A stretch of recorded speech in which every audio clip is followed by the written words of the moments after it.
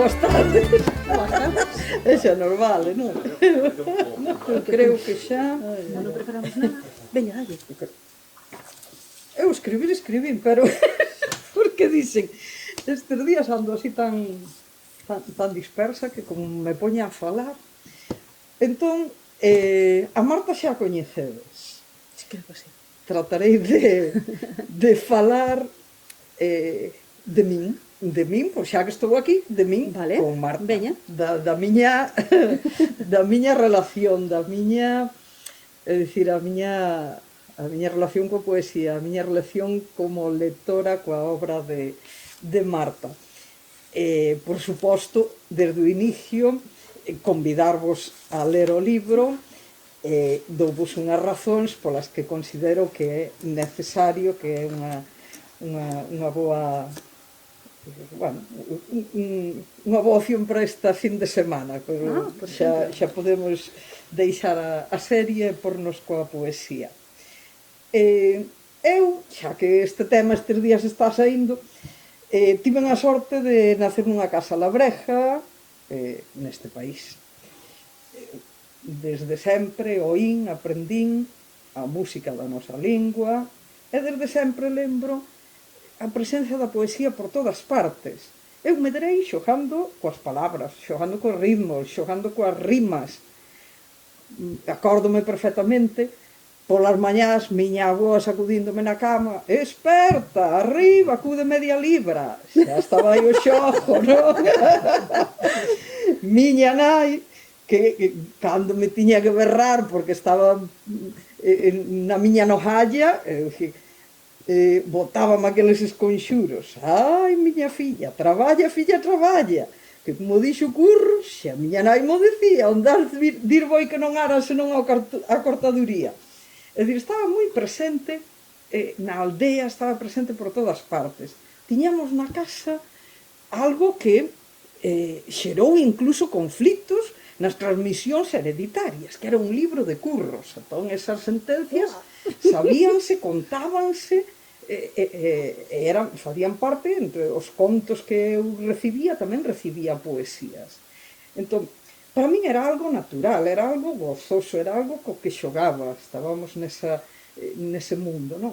De repente, todo iso cambiou, cheguei ao ensino, aí levei o batacazo, cheguei ao centro do ensino e pasoume a min o que por outra parte vexo que lle segue pasando ao alumnado que agora teño eu. É dicir, aí chocaron con algunha consideración, seguramente mudou, pero segue estando aí, pois esa sensación de que o galego non é gran cousa e a poesía é unha cousa moi seria e deixemos de xogar con ela, non? Entón eu sentín e vexo que senten os rapaces e rapazas que a miña lingua é moi pequena e a poesía colócaseme moi lonxe, non? Entón, tamén, de todas maneiras, a través do ensino, pois contactei de outra maneira, é dicir, logo fun entrando na lectura, contactei de outra maneira coa poesía, cheguei-me a ela, pero sempre cun exceso de reverencia, era algo que estivera presente na miña vida con gozo, e agora acercábame con moito respeto e con quizáis algo de medo, algo que consideraba que non era para min. E iso non me satisfacía. Así que un bo día alguén me dixo: non, pero ti tamén estás no proceso, porque a poesía escríbese para que alguén a lea. E iso fíxome moi feliz. E iso é tamén o que lle quero transmitir ao meu alumnado. É dicir, que a obra escribe a alguén para que ti a leas, para que eu a lea, para que eu a reciba. Mais adiante, xa como docente, pois tamén deime conta de como, a pesar desa distancia, eu a principio de curso fagolle unhas preguntas ao alumnado. E o que é o que máis che gusta, o que menos che gusta da materia? O que me resulta máis difícil é a literatura, porque é moi difícil, a poesía non entendo, nos vais por desas cousas. É dicir, que seguimos transmitindo iso, seguimos dando esa sensación. Entón, pareceme triste, pareceme que temos que reverter iso, pareceme que temos que concienciarnos. E aí é onde xustamente entra o meu contacto especial, esta conexión especial con Marta, porque cando atopei de novo a Marta, coincidiramos en Santiago estudando, pero ali andábamos aquelas cousas de estudantes, ela xa escribía, xa publicaba, estaba empezando, podía ir a máis ou podía quedar ali a cousa. Anos despois, alá xa polo 2005, atopeina no Baixo Miño. Eu fui para a Sangriña, para un instituto no que daquela había un ambiente moi bo, moito apoio a todo o que se emprendese, había ilusión, ganas de facer cousas, e Marta tamén estaba como docente na zona, estaba como representante sindical, viámonos bastante, falamos destas cousas, e tamén coincidía que había pouco que morrera Xela Arias, e lembrábana con moito cariño no instituto. Eu chegara de nova, non coincidín, pero ali, pois, sobre todo a directora, decía, ai, que pena, pois esta moza que estivo aquí, gustábanos tanto, e o alumnado quedou moi impactado pola súa morte. Entón pensamos en facer unha homenaxe, fíxose unha homenaxe, e vimos que conectaba tan ben o alumnado cunha poesía que en principio pode parecer difícil, non, para ler, que dixemos que temos que facer algo, isto hai que continuar, hai que manter esta conexión entre o alumnado e a poesía. E así foi como actuando Marta como a nosa madriña, aconsellándonos, apoiándonos e dándonos para diante, organizamos un certamen de poesía que saiu bastante ben, durou 10 anos, despois cambiou o mundo, cambiaron as cousas e tivo que acabar, pero dounos moitas satisfaccións.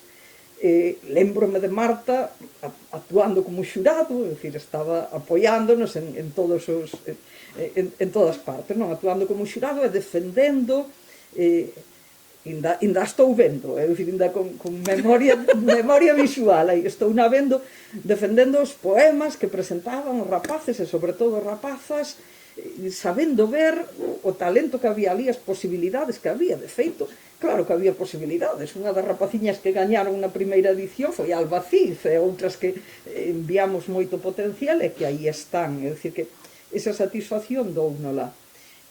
Mais adiante, pois, fomos outra vez, foron as cousas, pois, como xa vos dixen, isto acabou, e agora coincidimos de volta na zona do Val do Miñor. Eu estou nun instituto, ela noutro, tamén dixemos, ai, pois, a poesía, seguimos coa poesía. Oye, a min moito me gustaría que o alumnado experimente, pois, esa conexión coa poesía, ese gozo coa poesía, ese xogar coa poesía, ese meterse dentro, mergullarse na poesía, atreverse a crear, non pasa nada, non? Tamén ler, crear, entrar aí. Marta, por suposto, totalmente de acordo, e vai máis alá. Ai, temos que fazer un certame aquí. Pois, non, o certame foi idea túa. Foi idea miña, pero non, metal, a forma.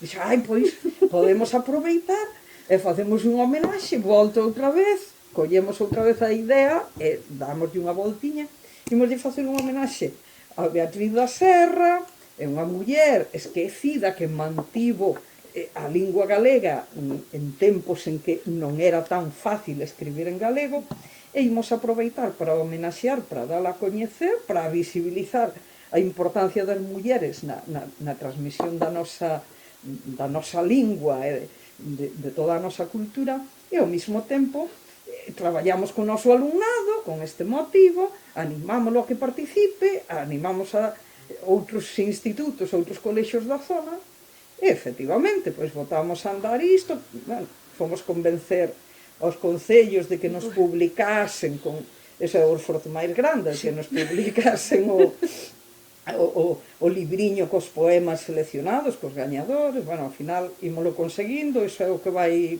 máis a modo, o que vai custando máis, pero a ilusión que lle fai aos nenos e nenas participar, recibir aqueles premios, sentir que forman parte diso, e sobre todo ves como entran e entenden a poesía, como gozan con ela, como a senten, como... Entón, a ver, a primeira presentación que vos fago eu de Marta é como unha persoa que aproxima a poesía, neste caso, aos rapaces e rapazas. Entón, esa é unha función que me parece importantísima. E logo, falando xa da súa obra, tamén, a ver, como lín o libro, como me gustou o libro, pois tamén vos quero falar da miña experiencia. E vou ter que me frear, porque eu por min xa empezaba a ler poemas, a dicirvos, ai, mirade que maravilla, mirade isto que me... Pero claro, tendes que lelo vos, experimentalo vos, entón non quero facervos, non quero adiantarvos o que podedes experimentar lendo. Pero que é o primeiro, que é o que me gusta a min da poesía de Marta, que tamén é unha poesía a que se aproxima con moita facilidade ao meu alumnado. Porque sí que temos, decía antes, medio de brincadeira, pero sí que temos unha responsabilidade no ensino, nesa sensación que teñen de que, olliño, que a poesía hai que analizar, hai que medir, hai que...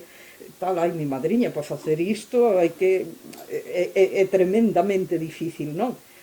A imaxen que lle transmitimos ao alumnado.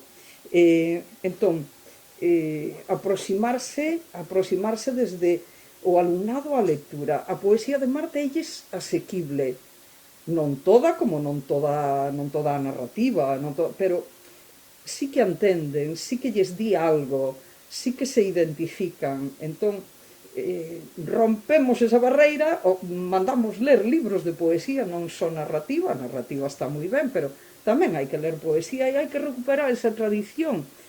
Eu quero volver a recuperar aquilo de bo no que eu me criei, esa poesía por todas partes, esa aproximación, esa familiaridade, non? Que este aí, que lle dé a vida á lingua, que nos guste, que a gocemos, que sexa divertida como ten que ser tamén, non?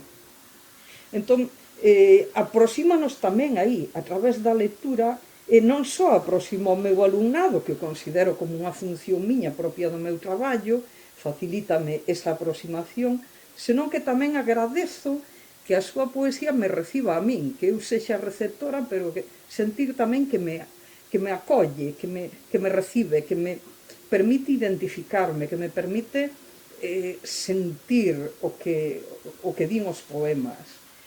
Neste libro en especial, claro, decía a Marta, carai, de repente, é dicir, os outros libros, digamos que había xa unha diversidade de temas, había unhas liñas que máis ou menos van aparecendo dun libro a outro, pero aquí de repente é como unha explosión, hai moitos poemas e hai moitísima diversidade, non? Pero é un libro que sinto que me abre portas, que me abre camiños. Empezando polo primeiro, o primeiro poema, para min, xa é a porta que me convida a pasar, a entrar. É dicir, é un poema que ten moitos deste tipo, que me gusta moito porque vai á esencia.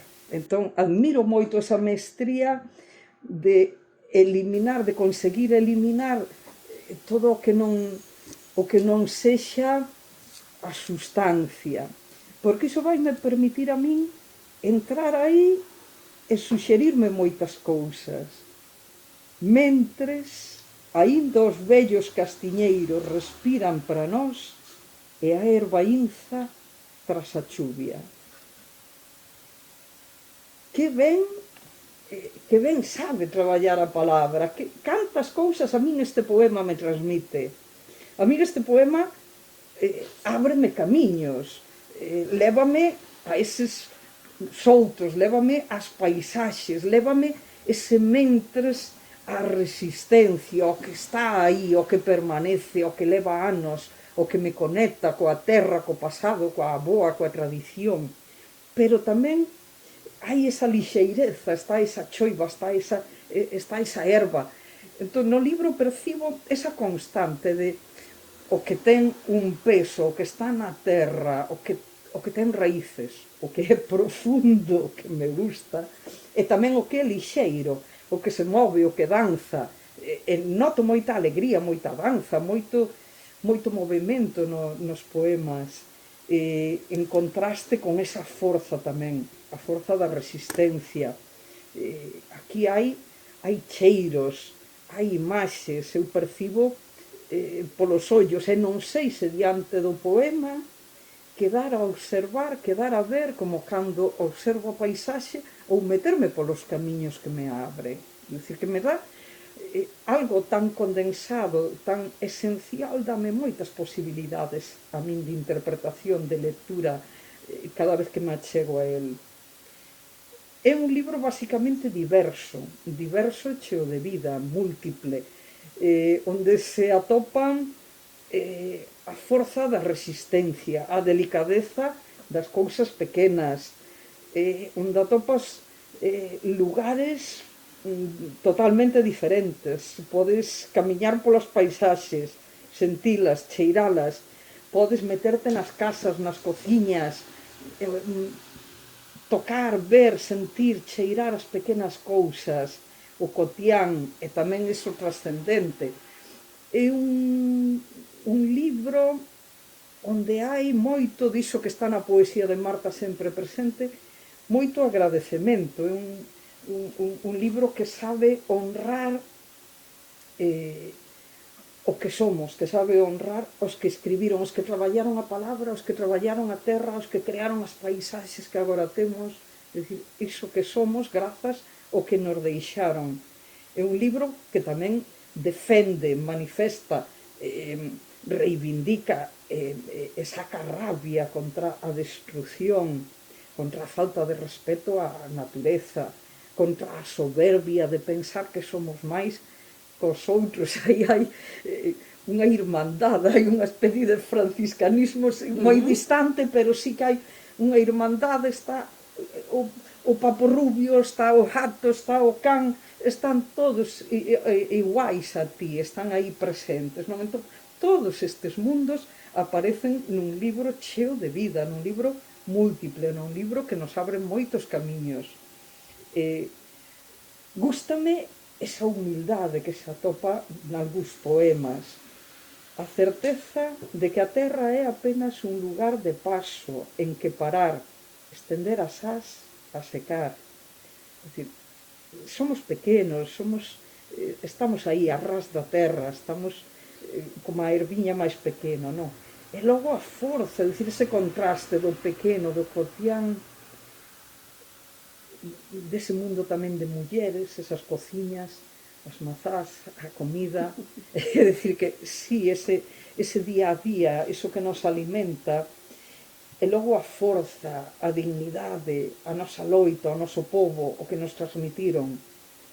No centro do pozo naceu un salgueiro, que ergue sobre os bordos a súa penuxe amarela, unha árbore teimuda que ali permanece como a memoria da barbaria contra o bicho.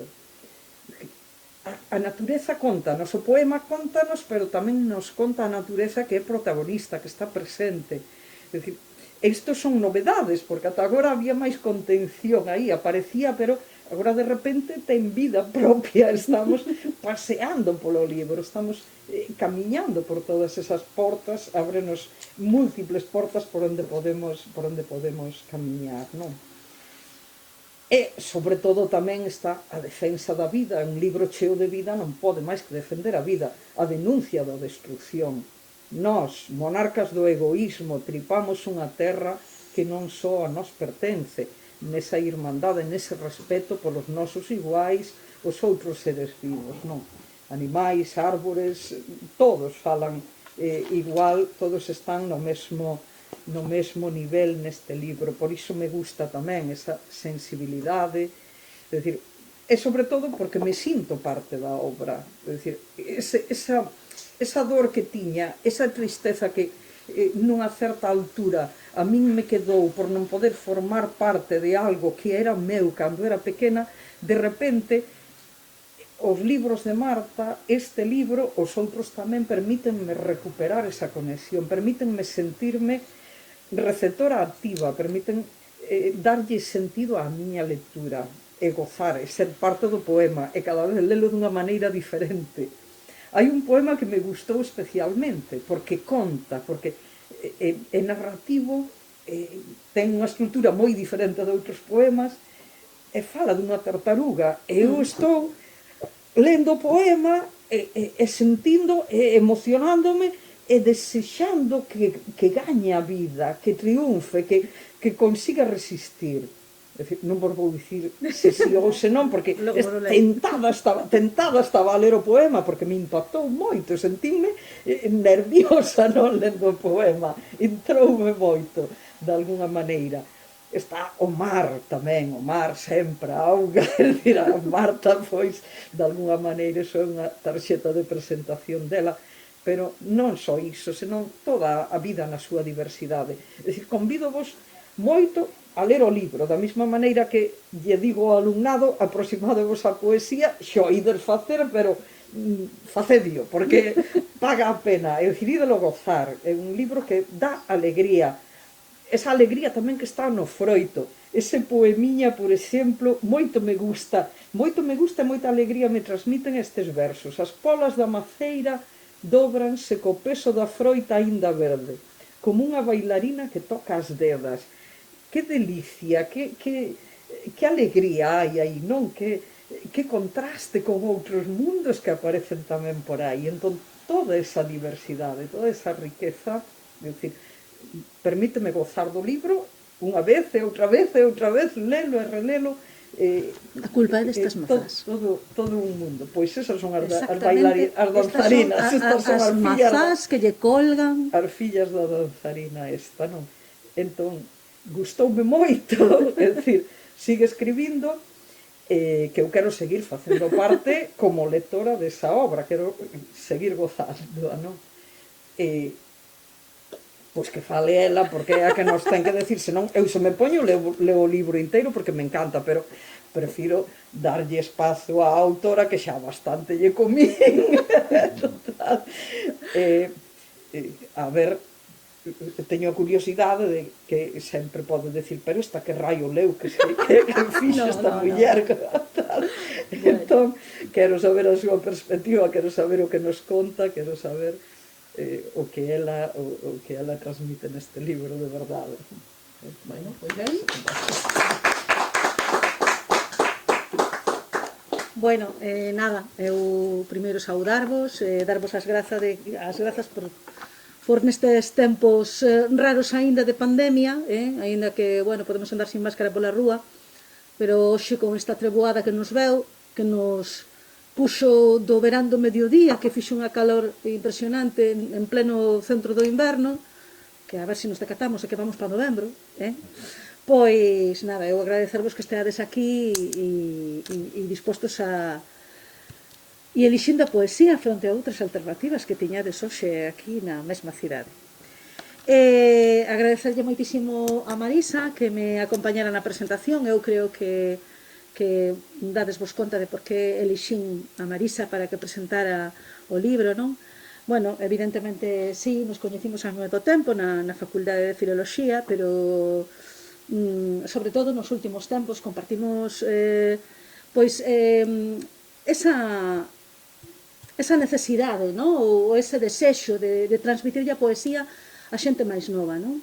E, bueno, cada unha de nós o faremos dunha maneira diferente dentro das nosas aulas, pero desde logo que, bueno, Marisa é moi emprendedora.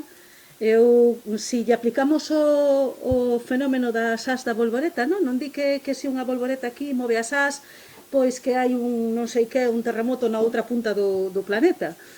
Bueno, dándolle a volta, o millor non tiñamos un Premio Nacional de Poesía de mocidade que recibiu Albacís, se non houbera profesoras de secundaria que nalgún momento, pois, máis alá do que é o que lle exixe a súa profesión, pois tamén se dedican a dar amor pola lingua, non? Eu creo que iso foi patente desde o primeiro momento que empezou a falar e bueno, e tirar, eu é que, claro, son das que se apunta un bombardeo, e Marisa sempre ten ideas para tirar pa diante, entón, como non, hai que... Ala, imos, despois xa veremos como salimos do empeño, pero para empezar, imos, non? E, bueno, sí que é unha satisfacción. Eu creo que este verán pasado, en xuño, fixemos felices a moitas rapazas, a unha concelleira que, bueno, que contra vento e marea mantivo o acto, porque tivemos certa oposición política, hai que velo, para crelo, E fixemos felices a moitas rapazas, a moitos pais e nais que viron ali as súas fillas. E nós tamén éramos felices, porque para nós é unha satisfacción ver ese resultado. Ben, dito isto, non? Eu agradecerche moitísimo, Marisa, as túas palabras. Sobre o libro, bueno, eu, claro, sí que concordo con cousas que dixeches, por suposto, non? De agradecer, a ver,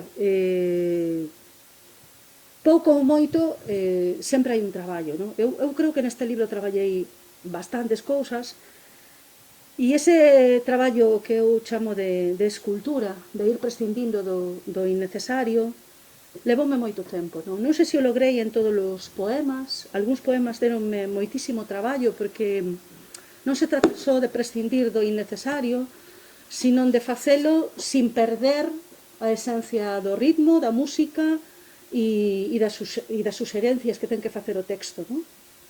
Hai un labor difícil que é o que ten que quedar e que é o que ten que desaparecer do texto para que o texto diga o que ten que dicir ou suxira o que ten que suxerir, non? Entón ese traballo existe. Que ti o percibas xa no primeiro poema, pois para min é unha forma de recoñecer que o traballo dá froitos, non? Como me encanta oírche dicir que o libro transmite alegría.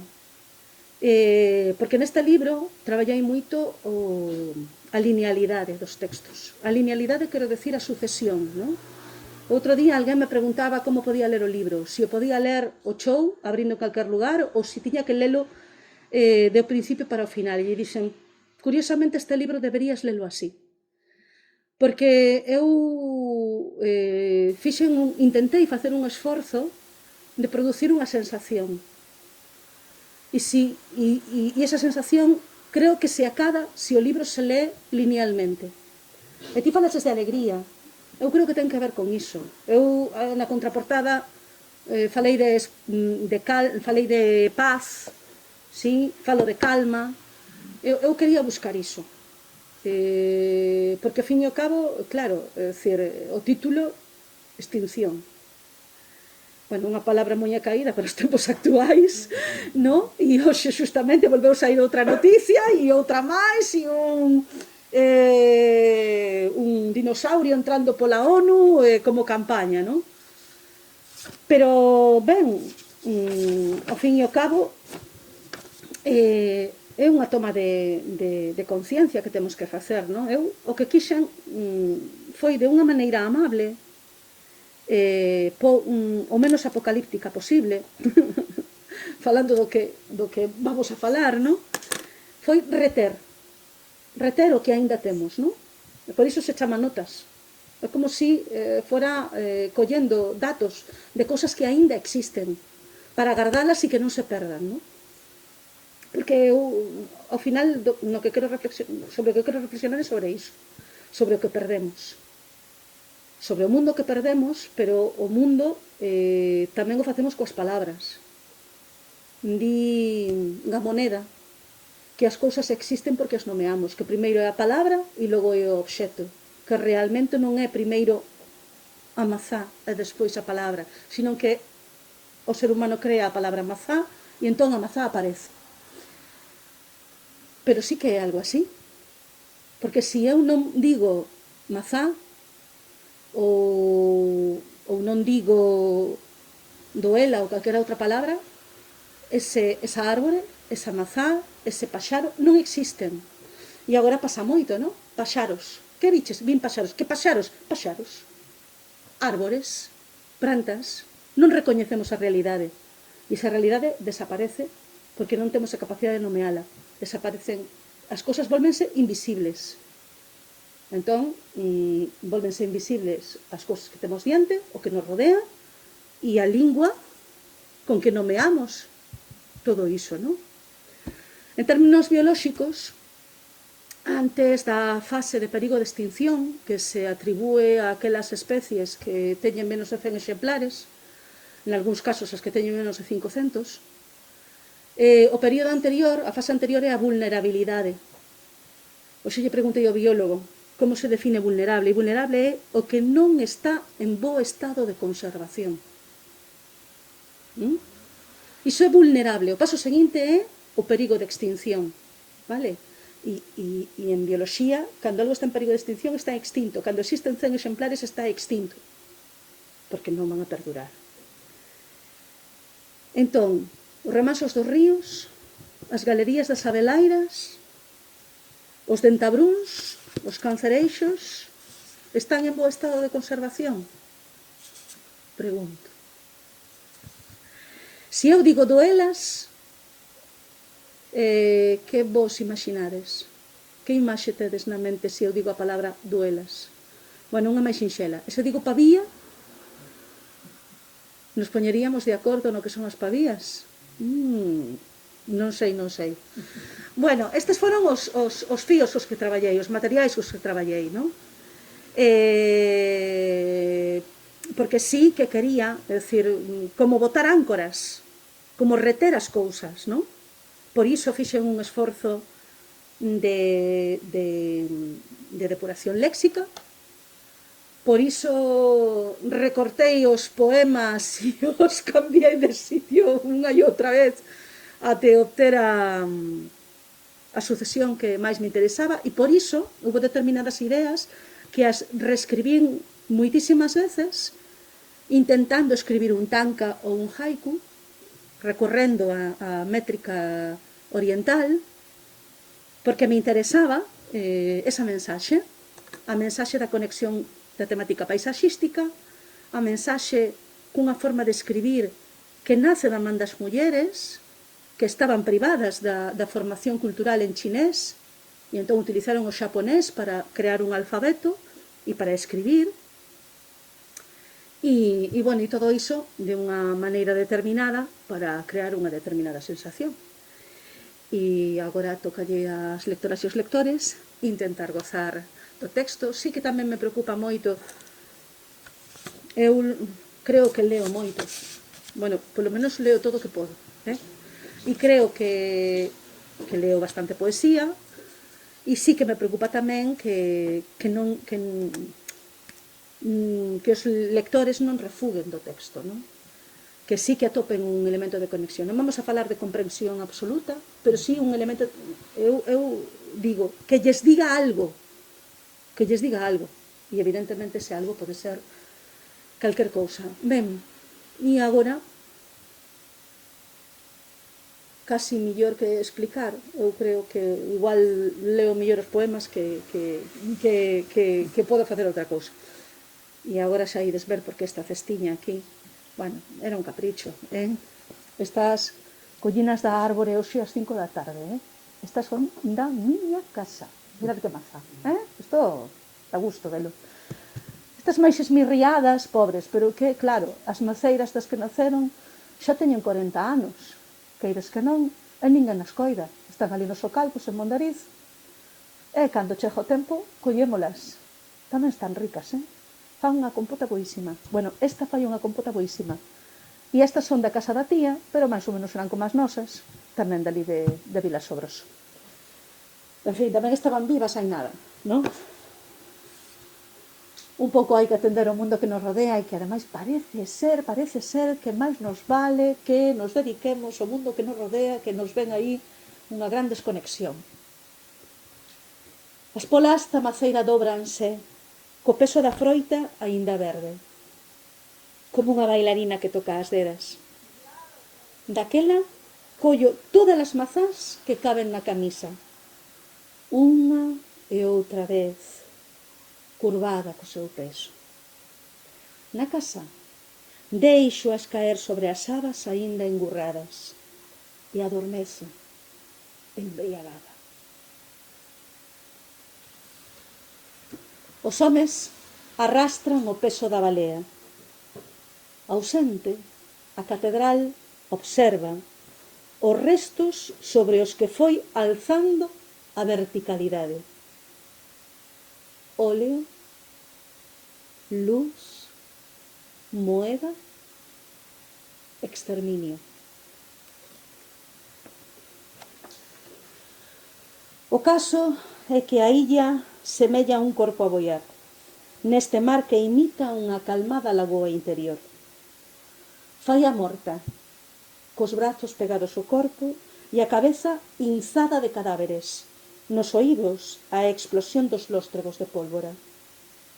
Ninguén diría que foi asasinada, porque, como Ofelia, pintou rosas sereas nas fazulas e trenzou flores azuis entre os cabelos, algas delgadas que penduran suspensas e mantalias finísimas contra o fondo, escuro ou caníbal. Quen observa ala mentalmente a todas as dormentes e roza a espereza do espertar. Mais a moza ficou o pairo no mar maior. É un retrato fermoso, un cadáver. As pavieiras en flor chaman pola fin do inverno, mentres erguen desafiantes as delgadas varas inzadas de botóns rosados.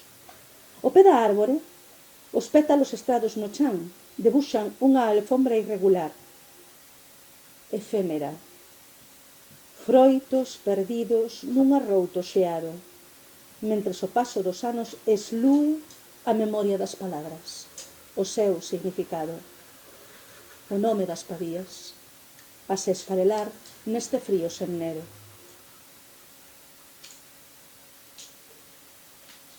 Volvemos polo camiño medieval, que aínda segue aberto entre as domadas e garda nas laxes a pegada dos carros. Os valados vanse esboroando, mas ninguén coida de devolverlle o seu feitío. Do cruceiro apenas queda o perpiaño que o sostiña.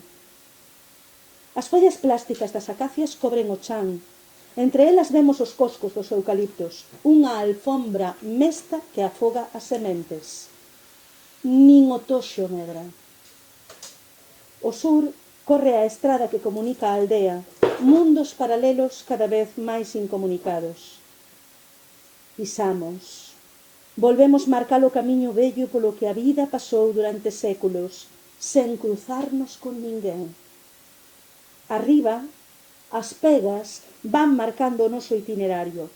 Grallan estridentes estas ladroas compasivas que deixan caer no chan unha landra tan desorientada que ousará nacer neste túnel sen aire, teimuda, valente, desexada.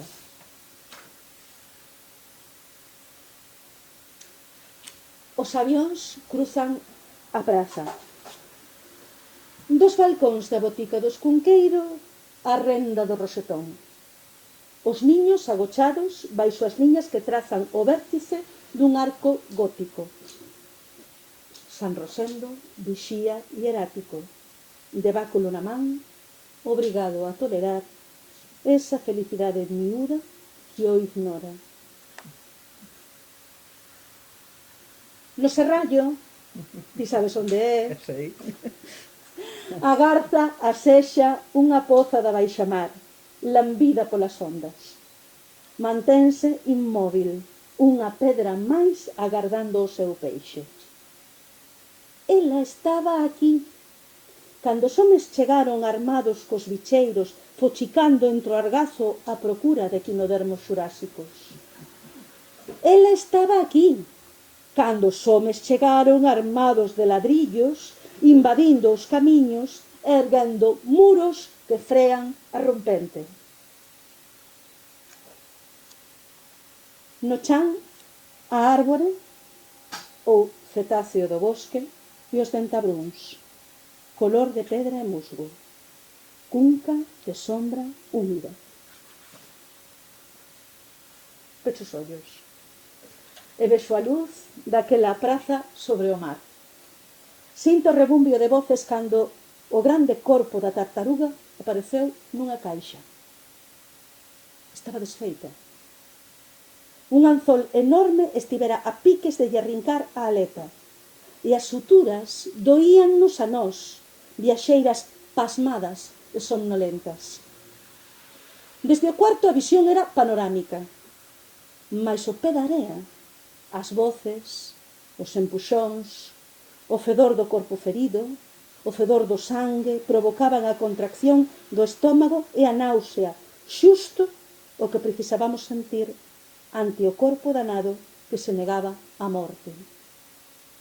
Pasou un tempo inmenso, como a unha fervenza de horas a rebordar a anguria, o desexo de berrar.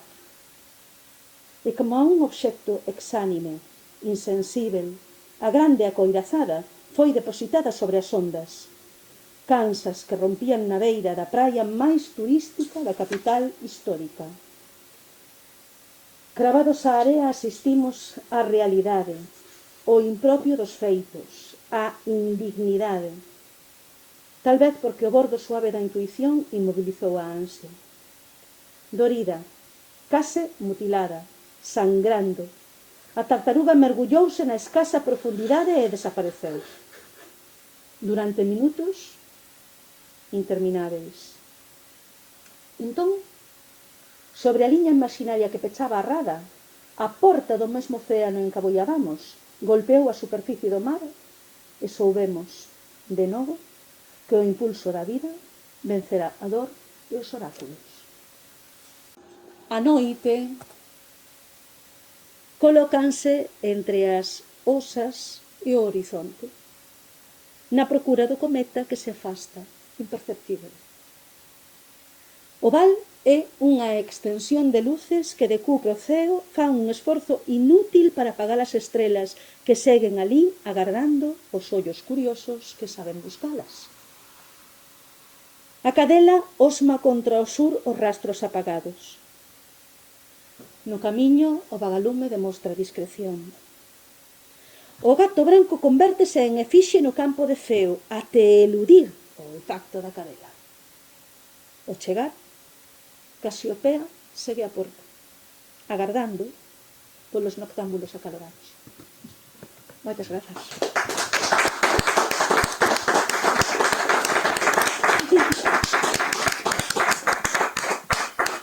Estades convidados a unha mazá.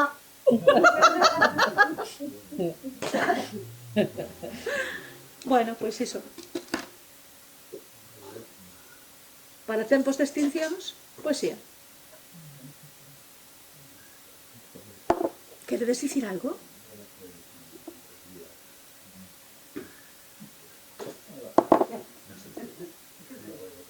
Xa está. Bueno, nada, agardo que vos guste o libro. Quedou todo claro? Dime. No, decir que me parece muy interesante. Es que necesito leerlo así. Claro.